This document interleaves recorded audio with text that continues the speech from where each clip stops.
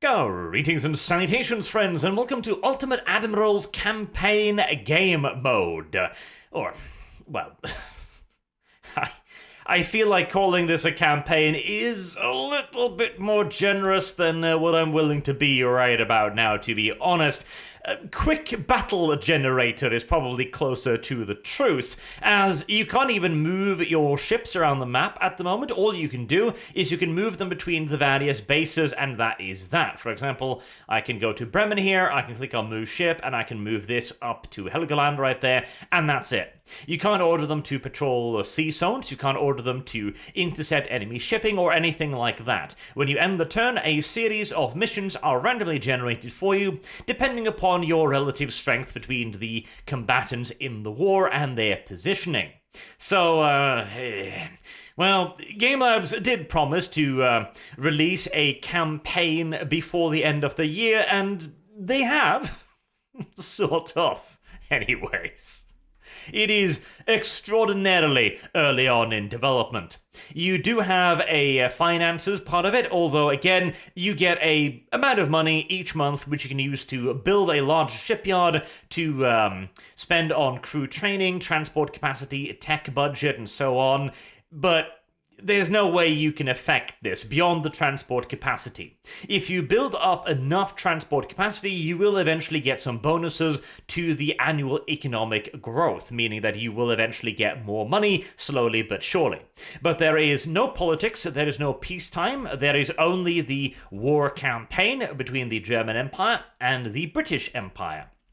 If you manage to successfully win a campaign, you will unlock the next campaign era. So you'll move from the early 1800s into the late 1800s, into the early 1900s, and then through and through until you get to the World War II more modern style navies.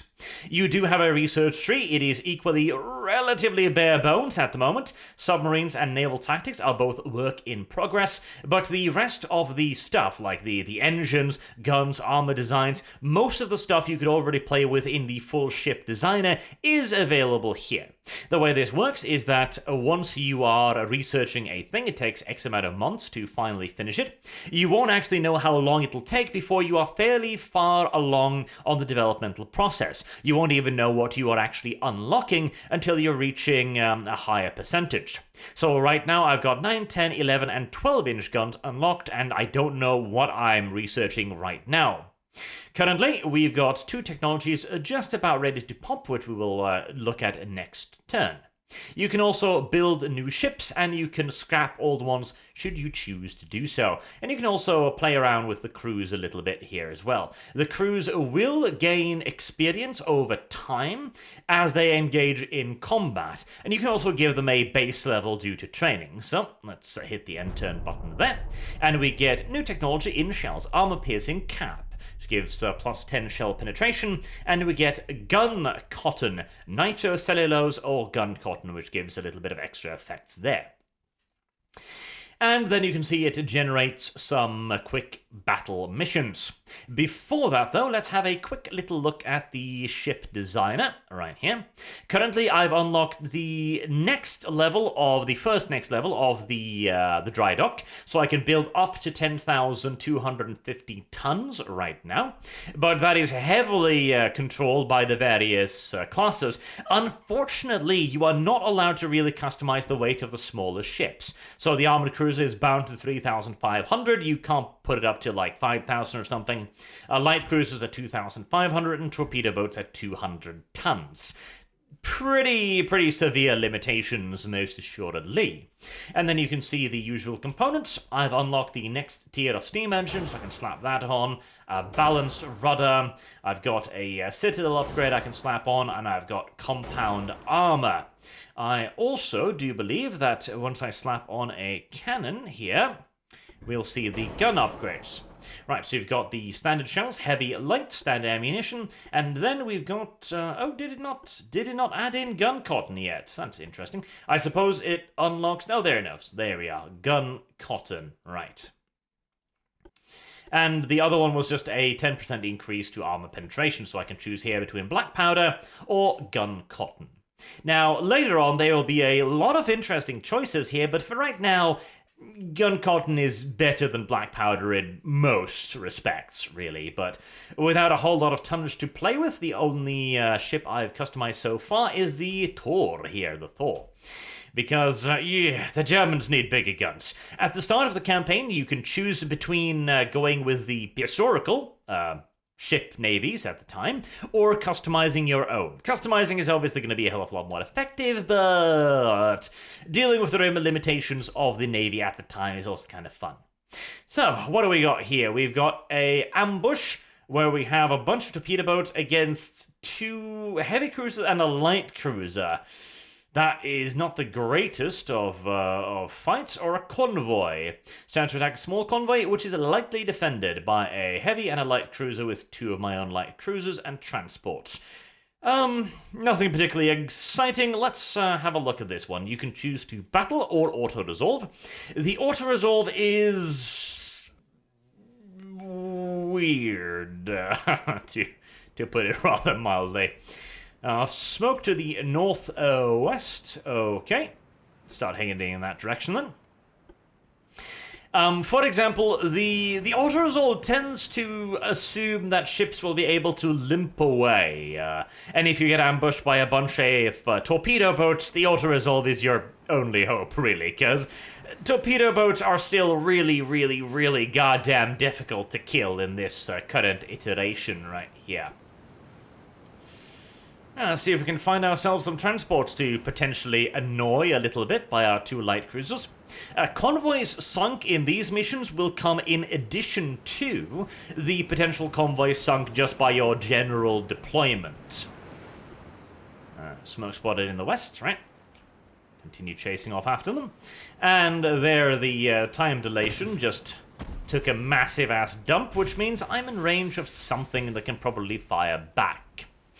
I do think they really do need to increase the time dilation right now, because you've got like 3 to 4 hour long missions, which you have to play at 5x speed.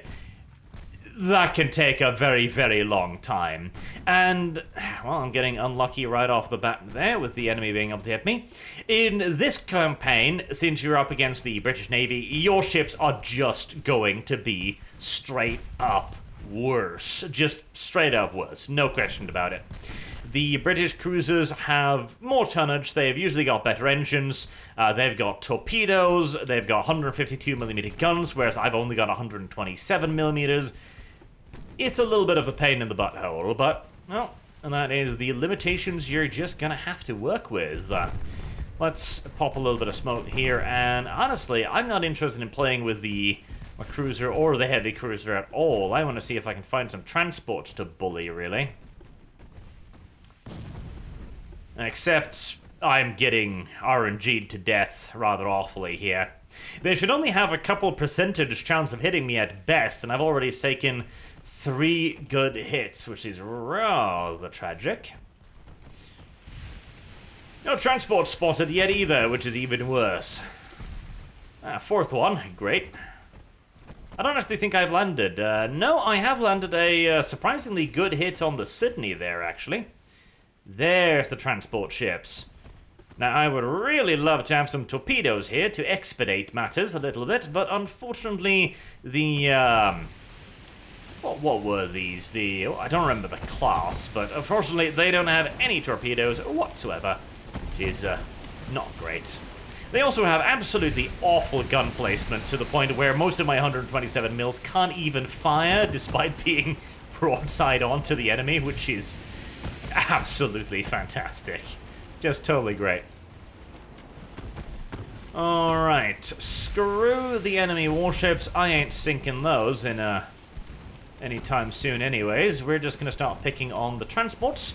And we do have a lot of forward-facing guns, so I'm actually better off just charging them straight down, really. We're also going to detach the Regensburg here, and we're going to send that in separately to try and deal with them. And after that, we're probably just going to try and zoom through the enemy here, really. They really need to give you more time compression, because I get it, right? I'm in relatively close quarters with the enemy right now. X3 speed is the slowest or the fastest you can go to really make sure that you know what's happening. I get it, but again, this is a very fast battle. And seeing as you get 2 or 3 of these battles every month, and building a new dry dock can take 12 months, basic research can take a couple of years, the campaign gets awfully stale awfully quickly, as you're going to get new toys very, very, very rarely. And when you do get new toys, you then also need to build them for another year before you actually get to play with them. Spending 20, 30 minutes chasing down transport ships is just not... It's not very riveting, I gotta be honest. Now, of course, in the future, when the campaign gets a lot more bells and whistles, I imagine that will change when you're dealing with the political situation at large, when you're juggling international politics, when you're lobbying the politicians for increase in funding, when you're trying to maybe unlock new warships to prepare for a war, etc. A lot of this is going to get a lot more interesting, and the battles, instead of being the damn near only element of the game, will instead simply become a element of the wider ground campaigns. In fact, the wars themselves won't be be-alls or end-alls either. They might simply just be a conflict that's going on now. Maybe peace will be relatively swift. Maybe it'll be a minor colonial conflict. Not every war needs to be a world war, after all, and so on. But right now, this is essentially a quick battle generator, and not a whole lot else.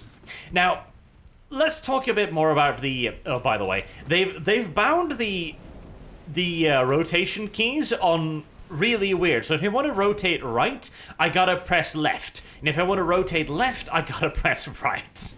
And there doesn't seem to be a way to change that right now. Just really odd. But let's talk a bit about, Ultimate Admiral's Dreadnoughts in and of itself, shall we? Because the game is still pretty gosh darn excellent. It's managed to capture the feeling of naval warfare in the era better than any other game of its equivalent type.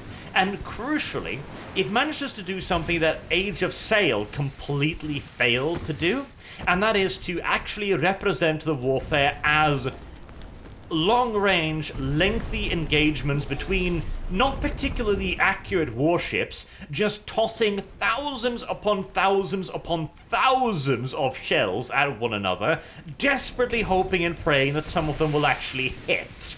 And when they hit, they might actually do a little bit of damage. You can see my cruiser here, and it's currently targeting just a slow, wobbling transport. It's already got 2 of its engines knocked out, its rudder is dead, its captain is dead, it's on fire, it is a sitting goddamn duck, and yet I've still only got an 18% chance to hit. Now, bear in mind, these are 51mm guns, firing at a range of 1 kilometer, so, it's, I'm kind of undergunned, regardless, but still, it's difficult to hit something over the range of 1 kilometer from a moving, wobbling platform against another moving, wobbling platform. And even when you hit that moving, wobbling platform, oh, there goes the sight here, right there, lovely. This is turning out to be a pretty successful raid, honestly. I'm quite happy with this. Let's lay down a little bit of smoke to throw off our pursuers. The enemy AI, it does well in the most important part, in that when you're engaged in line combat, you will be engaged in line combat. There will be a line of your warships, and off in the distance will be a line of the enemy warships. And the AI will try to maintain a degree of separation as well. Unlike in Age of Sail, where if you had a nice line going, the enemy would eventually turn straight into you and just ram your line. And so you'd get tons of ships just hopelessly entangled in one another, and it wasn't very cinematic, it wasn't very interesting, and it was goddamn frustrating continuously. Here, again, they do a very good job of keeping the distance. Unfortunately, the AI is not particularly good at defending its transport ships, as is being demonstrated right here, as the enemy cruiser and heavy cruiser are somewhere off to the north there. Yeah. They got somewhat separated from their transports, who have no chance in ever-living hell of outrunning my cruisers, of course, and these don't even have guns, so yeah, they're pretty boned. But as you can notice too, it takes an absolute age to sink a ship, as it should. You can see all of these compartments up here. These are watertight compartments, so even if you begin flooding, there is every possibility that the ship can, at the very least, contain the flooding, in which case one of these compartments will be filled with water, and of course that's going to screw over the ship's various abilities. It's going to make the ship heavier. It might force it to counter-flood. If the entire front section is flooded, for example, the ship might need to counter-flood the rear sections so as to stabilize and not just tip over completely, which is going to screw with its speed. Meanwhile, you also have the crews. You can see a flooding going on right there. In this case, they did not succeed to close the watertight compartments, and so 3 compartments being flooded, whilst the other 2 have been closed. Eventually, there will also be fires spreading through the ship, and yeah, that one got properly ravaged. That was a series of very effective hits there that just gutted it completely. And the fires too will begin inflicting crew damage. You can see the reports going on over here. It reports the various hits, whether it hit, what part of armor it hit, what kind of damage it did, as ships do have a health bar which can theoretically be whittled down, but by and large, ships are going to be sinking due to flooding, or fires, or crew loss, rather than the structural integrity of the ship itself failing. You can also eventually see that there are some loss of crew going on as well. There, for example, the transport lost 4 crew members in the explosion. Containing the fires might also cost further crew. And as the ship starts losing more and more crew, its various abilities will also begin decreasing. It won't be able to steer as well. Maybe its engine compartment will be more susceptible to damage. Its gun accuracy will begin to suffer, yada yada yada yada yada. You can also see a little bit of a breakdown of the ship here. This is only available once a ship is fully identified, of course, so no cheating. Though you can zoom on over to a ship and actually spot it manually if you so choose. Unless, of course, you can't literally see it, and that's dependent on a wide variety of other factors too. I'm being ass-chased by a couple of enemy vessels that I can't see, in due large part because my 2 towers here, the forward tower, has way more spotting capabilities than the aftwards tower. Additionally, the poor bastards in the little crow's nest, basically, over here, is sitting pretty much in the way of the main exhaust there, so he's gonna have a rather hard time spotting what the hell is exactly behind us. I can also hover over the guns here, and you'll see a breakdown. So range, 6.3 kilometers, that's minus 5%. Damage is minus 10%. Then you've got reload time, 3%. Rate of fire, minus 3. Muzzle velocity, minus 10. Shell weight, plus 20, propellants, etc., etc., etc. And that eventually then comes down to the actual penetration and the accuracy of the guns. Right now, for example, it's at 5.1%. So right now we've got 17 hits, that's a 4.7% average. We've done 2,229 damage. We have done 11 fires, 6 flooding, and we've got 15 overpens, and we've got 2 regular penetrations. Now we're shooting at against tin armored transport, so you're expecting quite a lot of overpens, but with HE, that is not necessarily that big of a problem. You can also determine what kind of ammunition is being fired. Right now it's on auto, and by and large it will be relatively intelligent in its choices. Right now I'm presuming it's probably popping out AP, I would be guessing. We might actually want some HE here, but no, probably HE. I'm looking at the sheer amount of fires there. The damage received. Yep. 8 fires, 3 floodings. It's not doing particularly well. And it can take an incredibly long time to sink a ship. I had one battle previously where I had a heavy cruiser and a light cruiser circling a British heavy cruiser, and it took an hour of in-game time for these two ships circling at like a kilometer to put it down. There we go. Mission accomplished. Enemy transport ships sunk.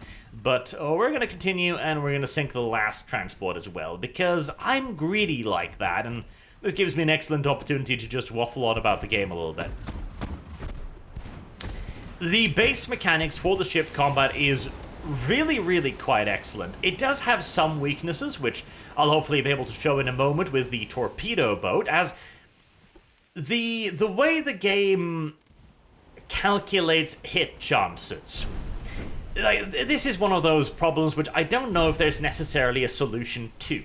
Either you end up in a situation where gunnery is way too accurate and way too effective, and completely fails to capture the spirit of the time and the fact that ships did throw thousands of tons of steel at one another and missed with 90% of it. Or you make them too low accuracy, and you allow the gaming of the feature. Because there are ways to game the feature. With lots of negative modifiers, you can end up with certain torpedo boats with really retardedly high speed, with smoke, with really tiny silhouettes, being almost impossible to hit. Now, right now, we've got a very early campaign, so these torpedo boats won't be as impossible to hit, but let's pop in here and attack some enemy cruisers and heavy cruisers. Now, normally, cruisers should be the natural enemy of the torpedo boat. They should be eating torpedo boats for absolute breakfast. To the northwest. All right. We've got 2 groupings here, and I think I'll maintain 2 groupings for now. The groupings get a little bit difficult to control after a while. It's got some automation which works well and badly at the same time, in that, say for example, the lead ship here got hit in the engine compartment, it started flooding, and its speed dropped. In that case, the next ship in line will actually take over as the lead ship, whilst the leading ship will try to fall back to the rear of the column. That makes a lot of sense in theory. The problem is, once ships get a little bit too close to one another, they start doing really stupid stuff. In that you lose almost complete control of the vessels, and the AI just goes into automatic what am I even doing here mode, and it can make it damn near impossible to actually avoid a collision, as the game, desperately trying to avoid the same collision, will just make the collision absolutely unavoidable instead. Right, we're going to put you on hold fire. We're going to put you on hold fire. And we are going to get very close here, because these early torpedo boats have 1 torpedo tube afterwards. Yeah. It makes hitting somewhat challenging occasionally. Right, they are going to do whatever evasive maneuvers they can. As you can see right now, they will be pouring in a lot of fire towards me, and it'll be mostly completely and utterly ineffective, really. There we go, we've got that selected now, so we can see here. It's got about a 2% chance, it believes, an aim chance. That's actually surprisingly high. I would have expected that to be less, frankly. But a 2% chance it's currently got, firing all of its guns. We must be having excellent conditions here for it to even have that much of an odds of hitting me, actually. And speed it up a little bit. Make sure that's off too. Detach. Oh, when you're dealing with torpedo boat, you're gonna be dealing with a huge amount of micromanagement. We did get a hit there. This is not a good target for torpedo boats. It's a large cluster of heavy and light cruisers, but really, if I just sink like one or two of them, I will have paid for myself many, many, many times over. They are getting a little bit lucky with their hits here, which is a hint unfortunate, but such is the life of RNGesus.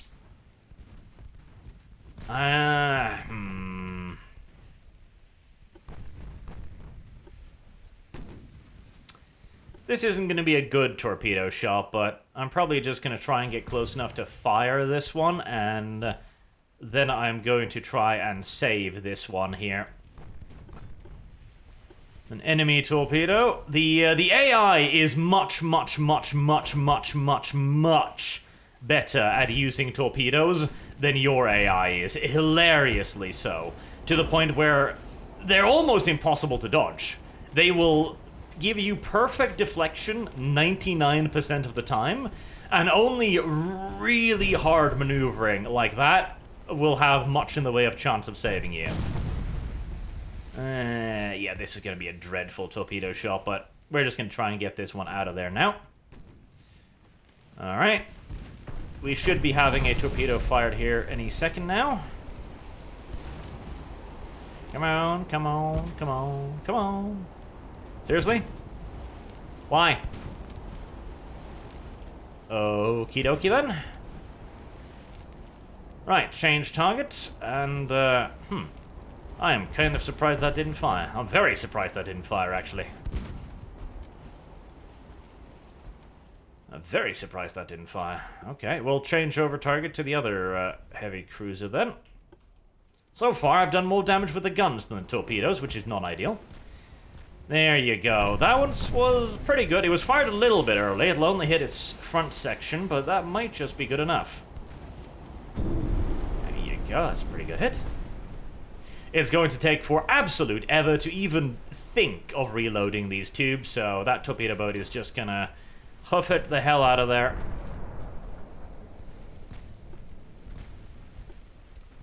Whilst the next one moves in to try and finish it off. Alright, detach this one. Have it continue towards that cruiser. As we try to disengage however best we can. This one's in a little bit of deep shit, but it's not dead yet. Are you off? Yep, there you go, turn that off. Unfortunately, I'm kind of cock-blocking myself here, which is less than ideal, as I'm unable to get turned early.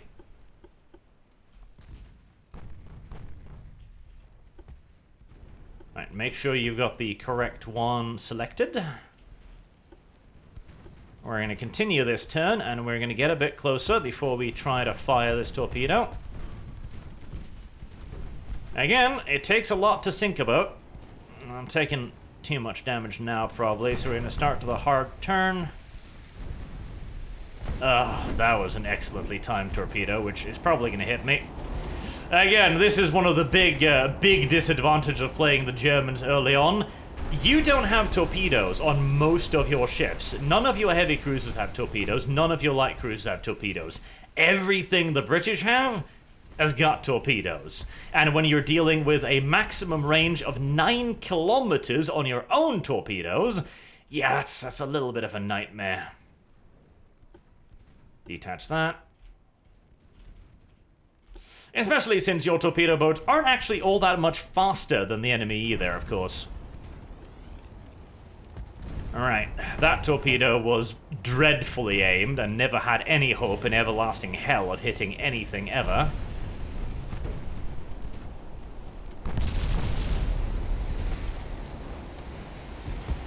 I I hate firing from the stern like this because the AI 9 times out of 10 will actually mess up a launch like this. See if it managed it this time. No. No. Yes. No. No. That one looks good. Good. Lovely.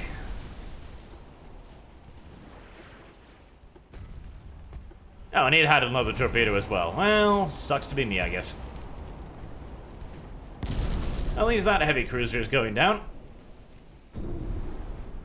I will trade a heavy cruiser for a torpedo boat any time. Absolutely any time.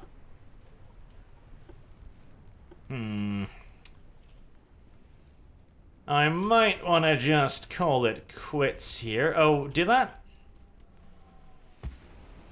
Because the Barwick there is being very, very lucky, and in an ass chase, I'm going to have the absolute least opportunity to get a good torpedo off, and it's going to have the absolute max opportunities to actually sink me. You may also notice that the German torpedo boats do not have smoke either. Yes. You can probably guess that the British torpedo boats do indeed have smoke. Unfortunate once more. I might be tempted to just cut my losses here because oh, that thing's max speed is 16 knots, so I've only got a few knots advantage on it. And with the second torpedo boat this far away...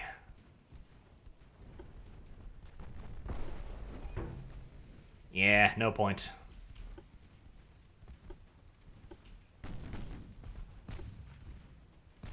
No point. And this is the worst part of it all. If you now want to actually get out of the combat without risking throwing it over to the auto-resolve, you have to sit here on 3x, 5x speed and wait. Wait, wait, and wait until hopefully the game decides that you're far enough away from the enemy to be able to exit the battle.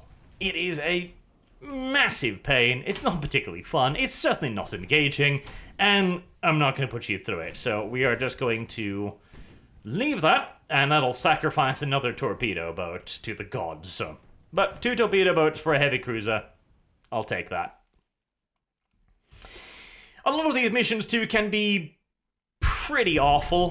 There are some which you just can't win, essentially. Maybe this is a... ah, yes, here you go. A German light cruiser versus a British light cruiser. So you have 1,000 tonnage difference. Yeah. Or this one's even worse. 1 German cruiser versus 2 British cruisers. Yeah. There's literally no reason to play either one of these missions, and so your only option is to skip, lose a bunch of VP, and go on to the next turn. Now, I do like the idea that there should be some very difficult-to-win missions, but seeing as you also have, like this, a German BB out-tonned by 1,000 tons by a British BB, outgunned, out-armored, out-everything. Like, yes... Now, that of course later on will also be up to your ship designing skill, so later on, once the Tor classes are actually out there, oh, I would happily put a 1 Tor class up against virtually anything, because it's got the 280mm guns, it's got 3 double guns, it would probably win in a 1v1 against the current British battleships. But, after that, you're pretty much just left relying on the RNG to hopefully give you a mission you might have a chance of winning. 1 cruiser, heavy cruiser, and 1 light cruiser versus 3 British light cruisers. German heavy cruisers are absolute arse, but at least you might be able to kill some convoys there. Large convoy threatened by the enemy. That might be worth playing out, but that should give you a general idea of what the campaign is like right now. It's definitely not worth picking up at the moment. This is not a campaign. I'm sorry, but this is not a campaign. This is a quick battle generator, and you would have pretty much the exact same experience just clicking custom battle and randomizing up the stuff occasionally. That's about it. But it does show a lot of promise. It shows that they do have a lot of plans. They do have a lot of tech. They've got submarines. They've got mines planned. They do have politics planned. They do have a world map that you're supposed to be able to move around on. Ultimate Admiral Dreadnoughts will almost certainly, I think, be a really great game when it comes out. It's just a question of when. This is one big piece of criticism I need to level against Game Labs whenever I have the opportunity. They are a fantastic little company who are making niche games like this for a niche audience, and God loves them for it, but Jesus Christ, they need to stop making so many games. I think currently they've got in development, there's Naval Action, there's Ultimate Admiral's Dreadnought, there's My Land is My Land, or whatever, the Indian game. That one's still in development. It's technically out now, but it ain't done by a long shot, frankly. Then they've got, I think, 2 other games. So I believe they're currently working on 4 or 5 titles simultaneously, and Naval Action is still not, frankly, in a truly playable state. Game Labs really needs to chill the hell out and actually finish some video games on occasion. That'd be lovely, but oh well. Ultimate Admiral Dreadnoughts is shaping up slowly, but hopefully surely, to be a real jewel. So, until next time, I have been Arch. Thank you all very much for watching, and I hope to see you all again soon. Till then, have a good day.